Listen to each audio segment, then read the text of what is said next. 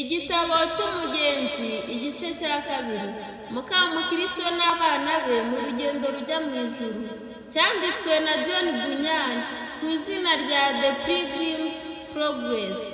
Cyahinduwe mu Kinyarwanda na Sekra. Ubuzima bw'umwanditsi w'iki gitabo.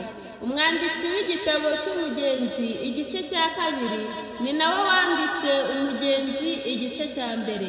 Dore rero ubuzima bwe nk'uko buvugwa muri icyo gice cya mbere. Yitwaga John Bunyan. Yavukiye mu Bwongereza mu mwaka w'1628. Se yari umucuruzi kandi nawe yize uwo mwuga. Yize imyaka mike gusa mu ishuri ry'abana.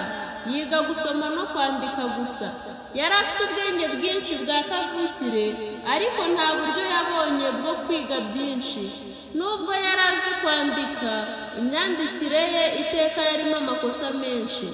Akiri umusore, John Bunyan yakundaga gukora ibyaha cyane, ariko yabikoranaga umutima umurega, azi ko Imana izabimubaza umunsi umwe. Yumvise umuntu yigisha ku cyaha cyo kwica isabato. Yumva ijwi ry'Imana mu mutima we rimubaza riti, urahitamo iki? Kureka ibyaha byawe ukazajya mu ijuru, cyangwa kubikomeza ukazajya muri Gihenomu? Agira ubwoba bwinshi maze ariheba. Yibwira ko atagishobora gukizwa. Bukeye ahura n'abagore 3 bakijijwe. Baganiraga iby'Imana bahagaze ku irembo ry'urugo. Atangazwa n'amahoro yabo n'ubuhamya bwabo bwo kubabarirwa ibyaha no gukizwa n'Umwami Yesu. Amenya ko abo bagore babonye Yesu koko. Icyakora ntiyakizwa uwo mwanya.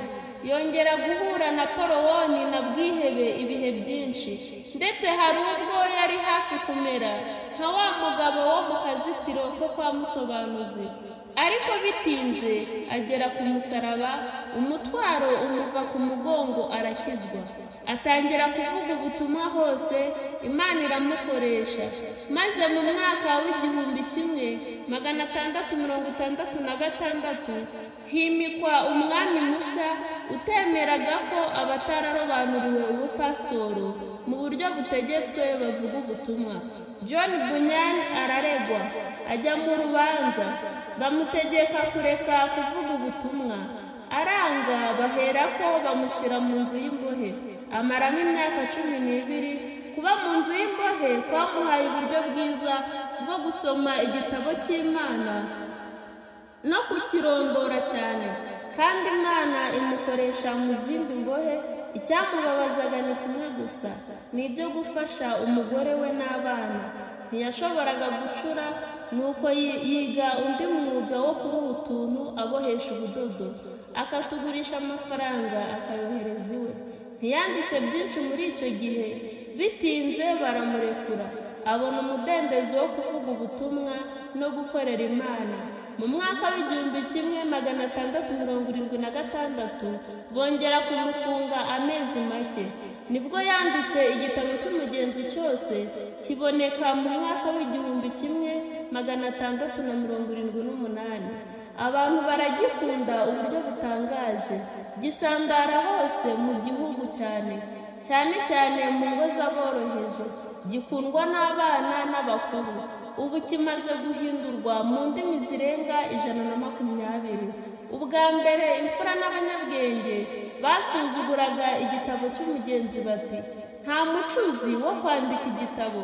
Ariko buhoro buhoro gitangira kumenyekana muri bo. John Bunyan yarapfuye kera.